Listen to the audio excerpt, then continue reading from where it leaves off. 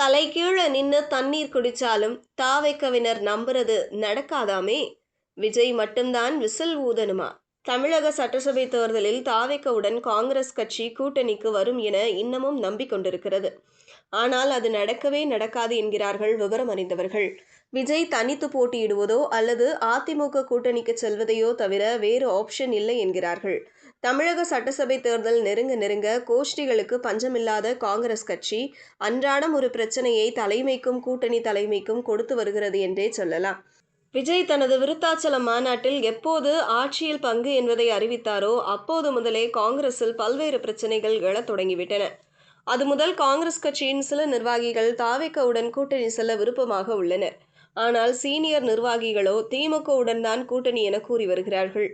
இந்த நிலையில்தான் காங்கிரஸ் எம்பி மாணிக்கம் தாக்கூர் அதிகார பகிர்வு குறித்து தொடர்ந்து பதிவுகளை போட்டு வருகிறார்கள். அவரை ஒரு முறை திமுக முன்னாள் எம்பி அப்துல்லா கூட கண்டித்திருந்தார். ஆனாலும் கேரளாவில் காங்கிரஸ் கட்சி இடதுசாரிகளுக்கு ஆட்சியில் பங்கு கொடுத்து முன்னுதாரணமாக திகழ்ந்துள்ளது என அவர் தொடர்ந்து பல்வேறு பதிவுகளை போட்டு வருகிறார். அதுபோல